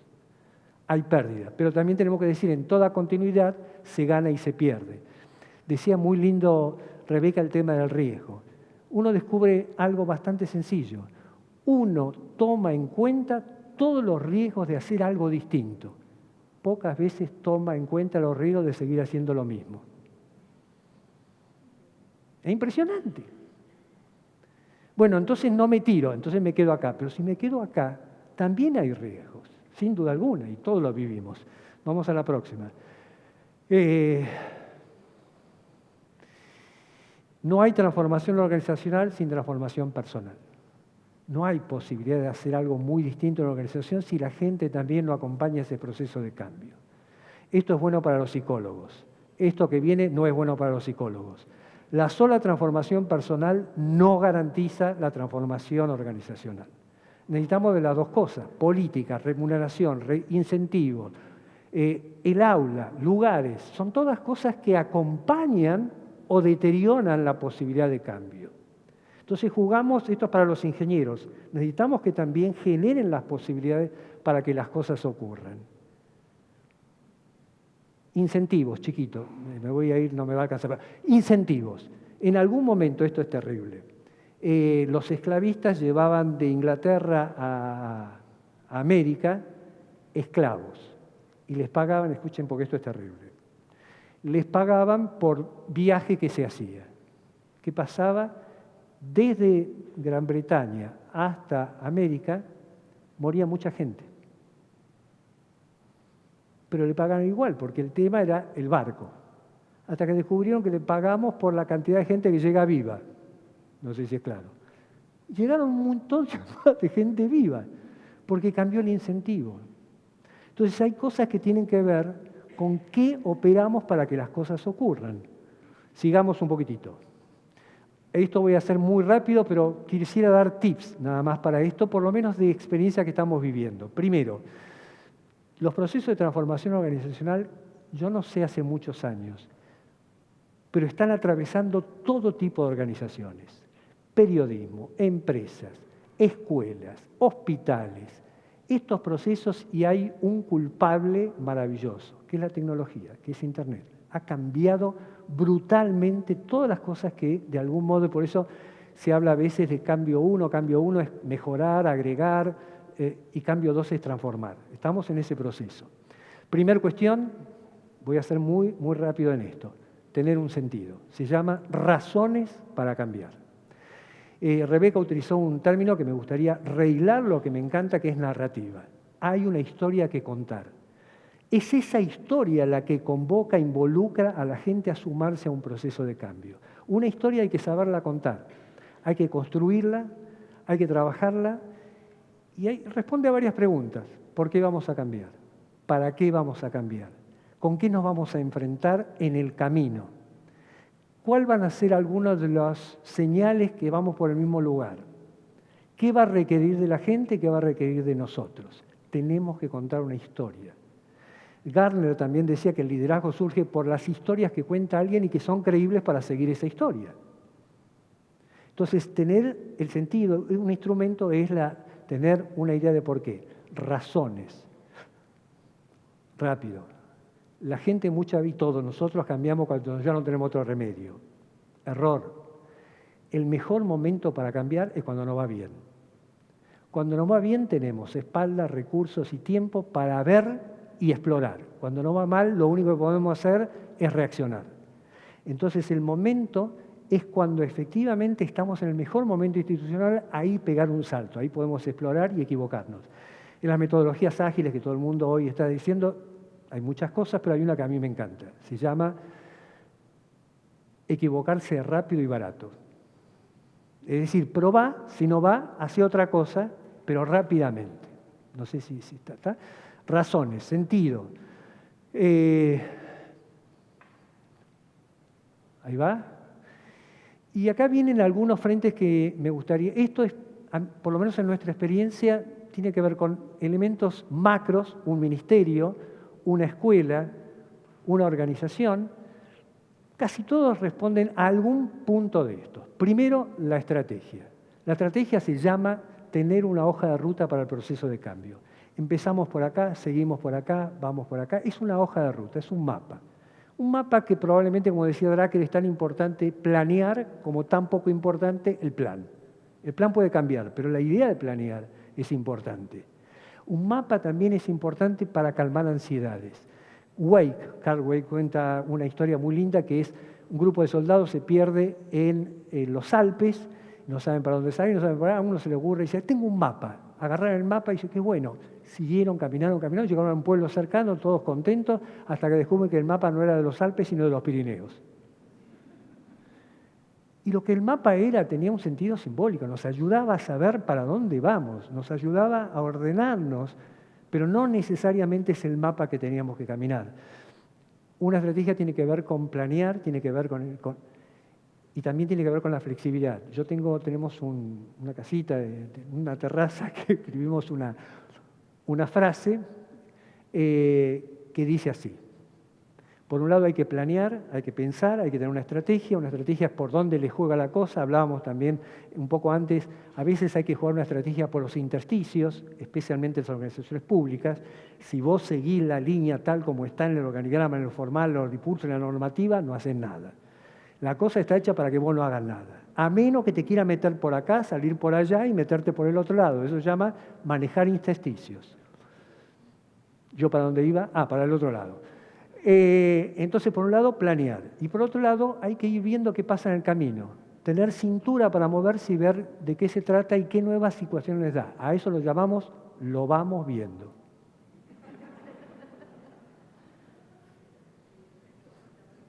Y lo vamos viendo. Ahora, si uno pide que seguir, uno tiene que ser leal ¿a qué? A la situación, no al mapa. Y entonces tiene que tener la flexibilidad para ir repitiendo. Solo no, con el grupo con el que estás trabajando. A ver cómo vino para acá. Tener un mapa está bueno, sí, pero no todo. Hasta acá bien. Análisis de impacto. Hay cosas que no podemos prever en los procesos de cambio, pero hay otras muchas que sí. Y muchas veces, por no prever lo que podemos prever, nos encontramos a la vuelta del camino y ahí ya es tarde. Para eso a veces hay un pequeño dispositivo que se llama taller de preguntas frecuentes. Antes de lanzar un proceso de cambio, piensen todas las cosas que le van a preguntar antes que le pregunten. Porque seguro que el 80% de las cosas que le van a preguntar, ustedes ya saben que le van a preguntar. O lo preparan o se van a encontrar con la pregunta sin entrenar la respuesta. Entonces, análisis de impacto, hay cosas que son imposibles de capturar en el futuro, pero hay otras muchas que sí. Hay que trabajar sobre qué impacto va a tener esto. Nosotros damos un premio al mejor docente. Está fenómeno. Ahora, pensar el impacto que va a tener en los demás que no reciben el premio. Porque si no pensás en eso, te encontrás con que eso que iba a ser una fiesta puede ser un problema enorme. Y eso es fácil. Eso es posible de ser pensado. Lo que no es posible de ser pensado es la pandemia. Brutamente, pero hay muchas cosas. Eso es análisis de impacto. Quienes trabajan en esto, bueno, mapean en la cultura, en los procesos, en los sistemas, en dónde va a impactar esto que voy a hacer. Ojo, porque se pueden encontrar con que esto que ustedes creen que es maravilloso puede tener una respuesta totalmente negativa y puede tenerla por muchos motivos. Comunicación. 3 tips muy importantes en comunicación. 1, también lo decía Rebeca y por eso nos estamos hilando. Lo voy a sacar a Almodóvar. ¿Se acuerdan de la película Hable con ella? Freire también tiene un librito que se llama Cartas a un profesor que quiere enseñar. La carta 7 dice, no le hable solo a los alumnos, hable con los alumnos. Muchas veces cuando planteamos un proyecto, le hablamos a la gente, pero no hablamos con la gente, que supone un ida y vuelta, que supone esto que llamamos la escucha, que supone la idea de que, lo voy a decir todavía más práctico, toda vez que presenten un proyecto de cambio a gente que lo va a recibir y esa gente le da una idea que no estaba, se ganaron la lotería. Porque esa idea, incluida en el proyecto, ya garantiza la incorporación de la gente sumada al proyecto. Eso es jugar con esa posibilidad de armado. 3 tips muy grandes, se llama 7-7. 7-7 se llama 7 veces de 7 formas distintas cuando van a presentar un proyecto de cambio. Porque hay alguna gente que la capta de una manera, gente que la capta de otra manera, gente que la capta ahora y gente que la capta 5 días después, un mes después o 20 días después. No todos. Uno de los errores más evidentes es que la gente que produce cambios trabaja y en un momento dice, bueno, ahora vamos a comunicar. El día que comunica, después de meses de trabajar, cree que porque ese día se lo dice a todo el mundo lo comprendió cuando ellos venían 3 meses trabajando en este tema. Y después dicen, pero yo lo comuniqué. ¿Cómo lo comunicaste? Y el otro no escuchó. ¿Se acuerdan que una cosa es distinción? Una cosa es decir y otra cosa es escuchar. No porque uno dice y el otro escucha. En este caso creemos que ocurre eso. Espero que ocurra eso, pero no importa. 7-7. 7-3. Segunda tip. 7-3 se llama cuenten por qué vale la pena hacer el cambio que vamos a hacer, si no, no lo harían. Pero guárdense el 30% para decir todo el problema que vamos a tener con este cambio. Porque si no lo dicen ustedes, lo va a vivir la gente. Y si lo vive la gente, se lo va a facturar a ustedes que no dijeron nada acerca de esto que va a ser maravilloso. Entonces es muy bueno decir, che, pero esto no va a costar. Recuerden a Churchill. Churchill le prometió a los ingleses, cuando tenían que entrar en la Segunda Guerra, 3 cosas. Muy bien. Sangre, sudor y lágrimas. Esto era tomado de sangre. Sangre, sudor y lágrimas. Pero vamos a ganar la guerra. Pero no va a costar esto. Cuando dicen no va a costar esto, ahí tienen el mayor capital que tiene un grupo que está provocando cambios, credibilidad. Porque puede anticipar no solo lo que va a lograr, sino también lo que va a costar lograr eso. Y eso es respeto. Cuando no escuchen este 30%, créanme, no los están respetando, sino que les están vendiendo y no comunicando un proyecto. No sé si es... ¿Cuánto me queda? Amadeo, decime. 10, maravilloso. Comunicación, 7-7, 7-3. Nada, hasta ahí llegamos. Diseño político. Los procesos de cambio son un proceso político. Se juega con el poder. No hay... Primero, pueden venir de cualquier lado, pero si no se declaran desde el nivel de poder no existen como modelos organizacionales. Entonces hay un juego de poder. Y como juego de poder van a tener que negociar, van a tener que manejar conflictos, van a tener que formar coaliciones que acompañen ese proceso, aliados, van a tener que va a jugar gente en contra. Voy a decir algo que después podemos discutirlo. Toda vez que algo anda mal en una organización, alguien se beneficia de que anda mal. Y ese que se beneficia que anda mal en la organización va a jugar en contra del cambio, lógicamente. Maquiavelo, que algo de esto sabía, le decía al príncipe: si vos provocás un cambio, todos los que se van a ver perjudicados por el cambio, se van a oponer activa y agresivamente. Nada nuevo. Y los que se van a ver beneficiados por el cambio, te van a apoyar tibiamente. Maravilloso. Maravilloso. Los que se oponen con todo. Y los que te apoyan, a ver de qué se trata. Si va bien y estás en el escenario, te aplauden. Y si no, fuiste vos. Así que ese va a ser parte del desafío de quien conduzca, lidere los procesos de cambio, el grupo que se hagan, jugar esa situación. Es un juego de poder, no todos se van a sumar a ese proceso. También es importante esto. Y esto ni bueno ni malo tiene que ver con un fact de la vida. Hay gente que va a mirar la cosa y se va a sumar con todo. Hay gente que va a mirar para dónde va la cosa y va o no va según para dónde va la corriente. Y hay gente que puede no sumarse. Ahí hay un desafío muy grande. Digo esto porque si no estaríamos hablando de algo de un wishful thinking, de lo que querríamos, pero no ocurre tanto así. Y es un tema ese. Tema político, gestión emocional. Cada una de estas cosas, lo voy a decir de esta manera, cuando armamos un proceso de cambio vale la pena, es como si tuviéramos frentes.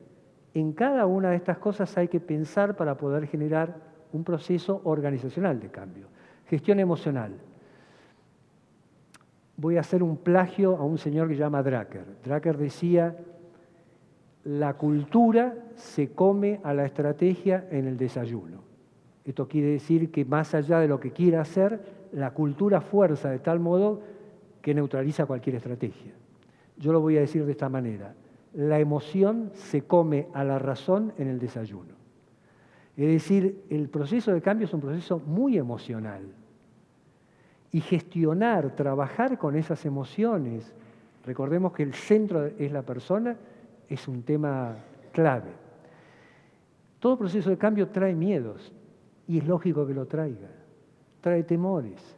Pillon Rivière, un psicólogo de hace muchos años, decía: miedo a la pérdida, miedo a lo que pierdo y miedo al ataque de lo que viene, porque no sé cómo hacer. Alguien que sabe, recuerden la persona que escribía 224.000 palabras a máquina, de repente no hay más máquina y tiene que pensar otra cosa. Y hay una pérdida, un lugar determinado. De repente el maestro ya no está sentado acá y es el dueño de la cuestión. Intercambia, interactúa con la gente y hay algo que se perdió. Cuando éramos chicos nos llamaban a la dirección y ¡wow! Había que ir a la dirección y los padres miraban al chico y le digo: ¿qué hiciste? Hoy el problema es que lo miran a la directora y le dicen: ¿qué hizo con mi hijo? Hay una ruptura de un contrato familiar que es muy complicado para manejar. Entonces hay miedos, pero también hay esperanzas. Un proceso juega eso y además hay flujos emocionales. Para mí una metáfora hermosísima que se las recomiendo, está en YouTube, es Zubin Mehta haciendo el bolero, el de Ravel. Él dice cómo tenemos que cuidar a esos músicos para que llegue al compás número 16 y no se cansen en el camino, porque el proceso es largo. Los procesos de cambio más profundos son más largos, como lo planteabas vos. Entonces, ¿cómo lograr acompañar eso? No es una carrera de 100 metros, que corres con todo y a los 100 metros ya está. Acá vas a tener que ir y volver. Los procesos de cambio no son lineales. Vamos bien y de repente vos decís, ¿cómo puede ser? ¿Fuimos 10 pasos para atrás? Sí. Porque los procesos no son lineales, como no es la historia lineal. Entonces tenemos contradicciones, cosas que van, cosas que vienen. ¿Cómo manejar ese proceso? ¿Cómo celebrar los pequeños logros? Estoy 5 minutos. 5 minutos me alcanza. En Argentina hay un lugar que era icónico hace 40 años, ahora todo hace 40 años, que se llama Atalaya. Atalaya era un lugar que se comían maravillosas medialunas en el camino a Mar del Plata. Cuando todavía los autos eran menos importantes que ahora, las rutas eran más complicadas, llegar a Atalaya y comer las medialunas empezaba el veraneo. Los pibes salían, de las medialunas, y faltaban 300 kilómetros, se había recorrido solo 100. Pero el verano empezaba en los 100 kilómetros. Eso técnicamente se llama victorias rápidas. En un proceso necesitas poner eslabones en la mitad y decir, llegamos, festejá, celebrá, te falta un montón, pero eso genera la energía para poder continuar. Tenemos que poner muchas atalayas. Quiero decirles, no vayan ahora que no es tan bueno. Pero en fin, a mí por lo menos me decepcionó. Pero en su momento era llegar a Atalaya y empezó el verano y faltaban 300 kilómetros para llegar al mar. Entonces, también eso es gestión emocional. Saber celebrar victorias rápidas que logramos. Nos va a faltar un montón. Pero no hay que esperar al final. En la mitad hay que hacerlo. Eso lo manejan muy bien los arquitectos cuando te venden casas. Te parece que ya está y faltan 2 años todavía, pero ya está el baño, ya lo ves, ya está la casa. Falta un montón. Gestión emocional, duelo, saber escuchar, saber acompañar ese proceso. Palabras que se han dicho acá. Y la última, obviamente, se llama confianza. La gente puede entrar a los procesos cuando se siente fortalecida en la capacitación, en la formación. Si yo sé lo que hacer, tengo más confianza para entrar. Si lo que me proponen es algo que no sé hacer, normalmente voy a ponerme al costado o resistir. Entonces, capacitar, gestión emocional, análisis de impacto, comunicación, diseño político y estrategia son los frentes que uno maneja para acompañar el proceso del cambio. ¿Hasta acá estamos? Nos quedan 4 minutos. ¿2 minutos? Nada. Termino con esto. Termino con esto, nada más. Perdón, voy para atrás. Termino con 2 frases nada más que me gustaría que nos llevemos y con eso termino. ¿Estoy yendo para adelante o para atrás?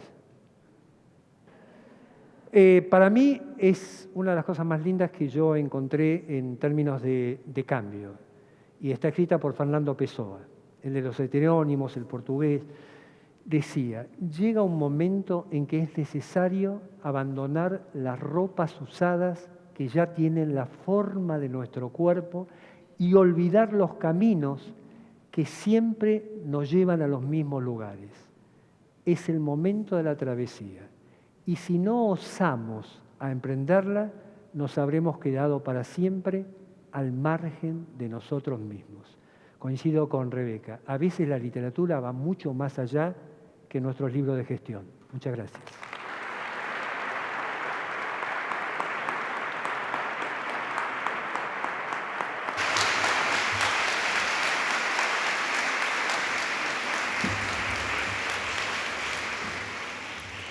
Bueno, muy bien. Ahora le vamos a presentar a nuestro moderador. No sé si te vas a quedar arriba o también vas a querer bajar.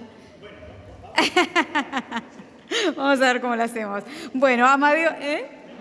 Bueno, te quedas acá. Amadeo Sosa Santillán es director de Educación de UTEC, es licenciado en Ciencias de la Educación por la UDELAR, cuenta con un máster en Gestión y Políticas de la Educación y 2 diplomados, uno en Ciencias Sociales y otro en Educación. Ha trabajado en instituciones educativas públicas y privadas, entre las que se destacan la Dirección de Planeamiento Educativo de la Dirección General de Educación Técnico Profesional UTU, supervisor pedagógico en la Facultad de Ingeniería de la Universidad Ort y director de instituciones privadas. Integró la Comisión de Carrera de la Facultad de Humanidades en Ciencias de la Educación. Actualmente es integrante del Consejo Consultivo de Educación Terciaria Privada y profesor efectivo de Investigación Educativa.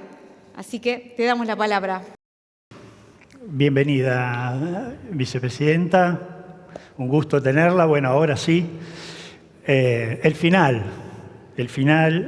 y quiero, no sé, creo que estas dos conferencias dan en un momento clave, en el momento educativo que se está viviendo en el Uruguay.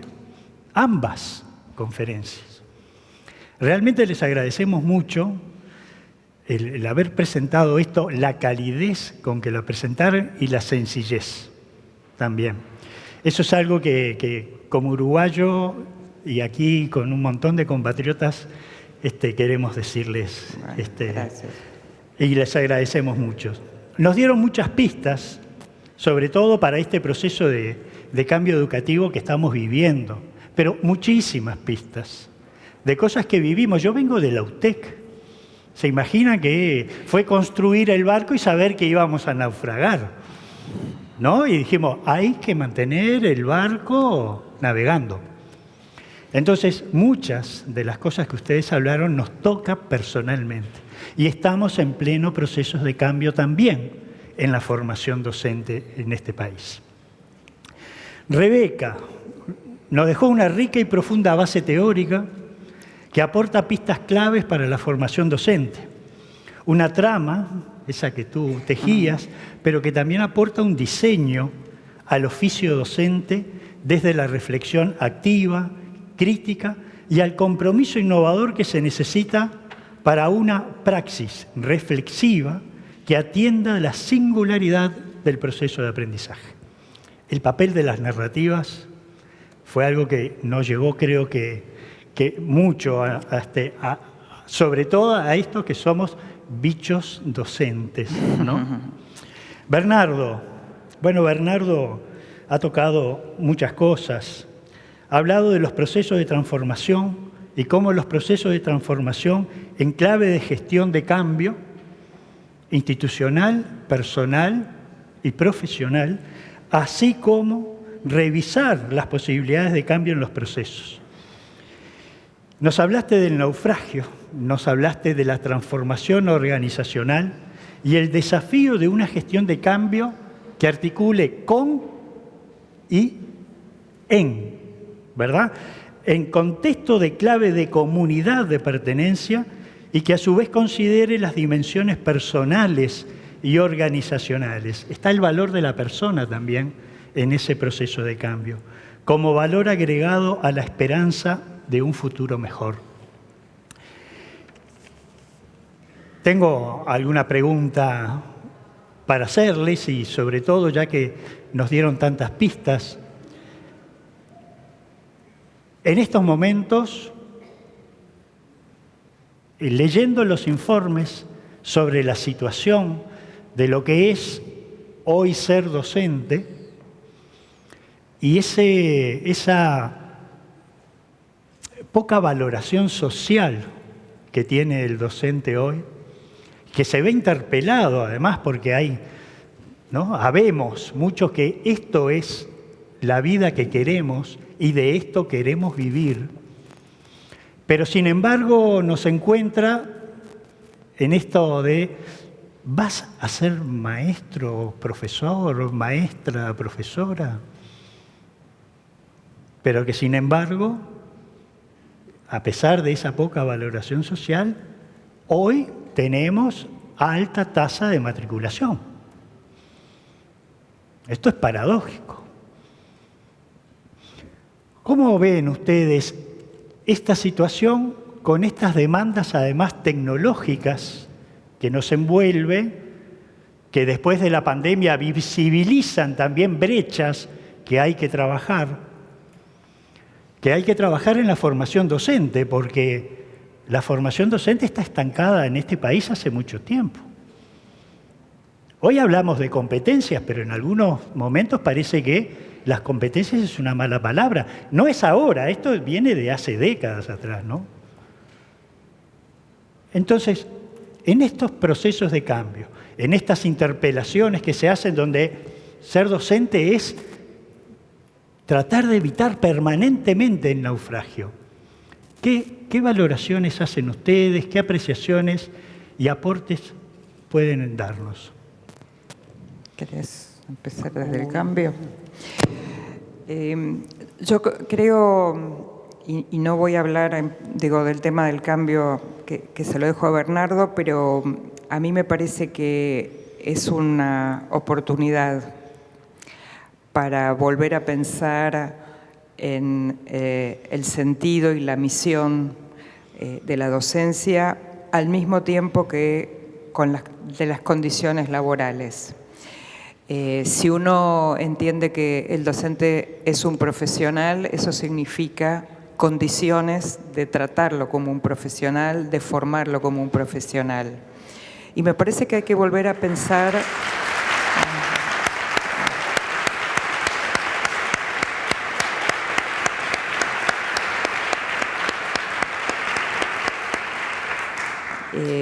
creo que la idea, romper un poco con la vieja idea de la vocación, maestro se nace, ¿no? Es formación profesional y es una formación profesional que tiene que ser elegida porque a uno le gusta y porque hay una cuota de pasión como en cualquier profesión. Entonces, me parece que es una oportunidad para volver a pensar el sentido, para poder volver a pensar cómo se traman esos hilos para formar un docente y, por supuesto, las condiciones de cambio que se lo dejo a mi colega acá.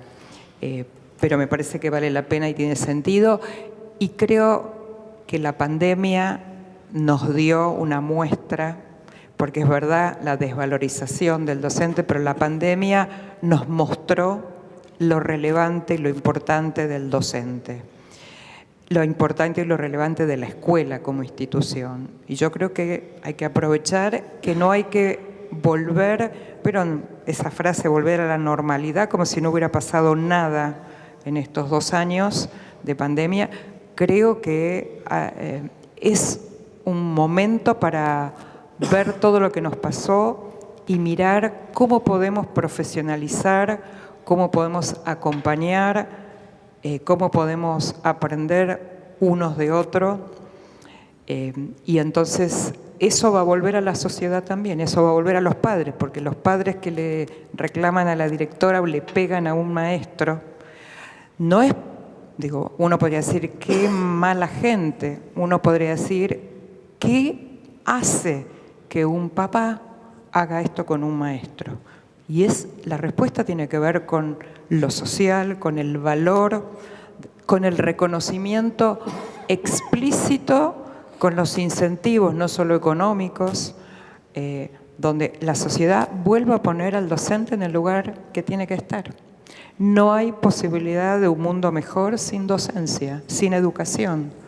Entonces veamos dónde ponemos las prioridades como países, ¿no? Voy por ahí. No.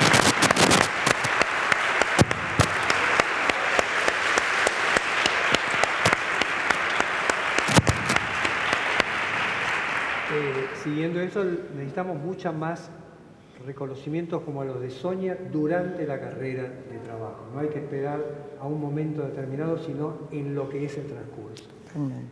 Cualquier proceso de cambio tiene una lógica que se llama teoría de cambio. Es por qué puerta provoca la ley de Pareto, la del 80-20.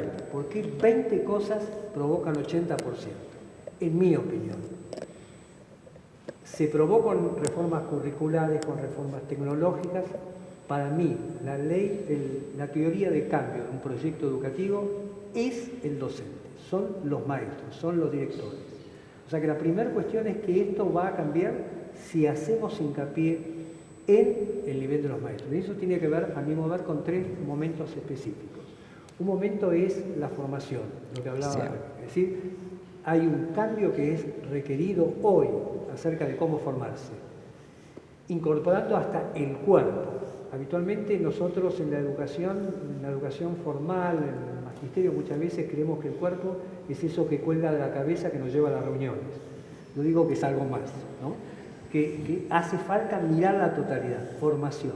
La segunda cosa mucho más complicada, que es políticas públicas, es cómo se acompaña el proceso, la travesía de 10, 20 o 25 años sin perder el deseo. Porque si hay algo que la rutina va generando es horadar algo que es el deseo, las ganas, hasta que llega un momento de decir en qué momento paso a la dirección a ver si descanso. Y ahí nos encontramos con un problema. No, es otro problema. Tal cual. Donde tenés que descansar te vas a encontrar con otra cosa. Pero un tema es, y lo voy a decir, alguna vez lo hemos planteado, ¿sí? Esto del año sabático, ¿es un lujo o es una necesidad de renovar situaciones que permitan investigar, pensar, aprender y volver a trabajar? ¿Puede un docente recibir la carga de energía que suponen los pibes, los padres, los adolescentes, la violencia, los simulacros, y salir indemne ahí durante 10 o 15 años sin perder esas ganas? Yo creo que muy pocos. Por lo tanto, ese es un segundo segmento. Durante el proceso, ¿qué es lo que se va a hacer para eso? Y es una cosa que también se señalaba porque el reconocimiento. Yo creo que falta la otra cosa, y eso es una teoría nuestra. Faltan las voces de los educadores y de los directores en la escena pública. Los sindicatos tendrán un lugar, no me cabe ninguna duda, pero también tienen lugar. Yo no he escuchado, hemos conversado con algunos colegas de Uruguay hace un poquito de tiempo acerca de qué piensan los docentes acerca de la educación, qué piensan los grupos de docentes. Las políticas públicas no pueden nacer de un escritorio de un ministerio, tienen que ser articuladas en una conversación lo que están en el campo. Bueno, eso también es ponerlo. Y la otra cuestión es en qué momento sale en el diario temas sobre educación sin que haya una ruptura, una crisis, una huelga o un problema. Eso es mantener la educación en la escena y en la agenda pública. Y tenemos tarea por hacer, no solamente esperar. Una cosa es esperar y otra cosa es la esperanza. Esperar es que algo ocurra más allá de lo que yo hago. La esperanza requiere que nosotros nos metamos adentro.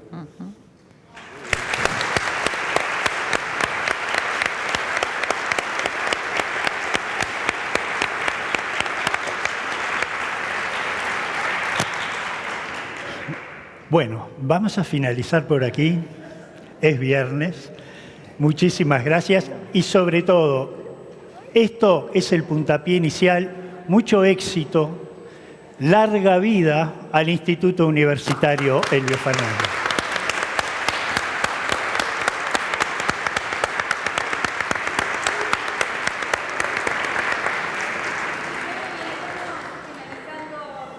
Muchísimas gracias a ustedes por la presencia, a las autoridades.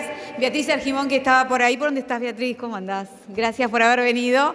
Les recordamos que la información acerca de la nueva carrera, esta licenciatura en educación, la pueden encontrar en la página uf.edu.uy o a través de la línea de WhatsApp 095-447-243. Nos reencontramos el próximo 19 de agosto a las 19 horas también junto a la magíster Teresa Lugo, quien expondrá acerca de modelos híbridos en educación, desafíos y oportunidades para la post-pandemia. Gracias a ustedes por la presencia. Un placer.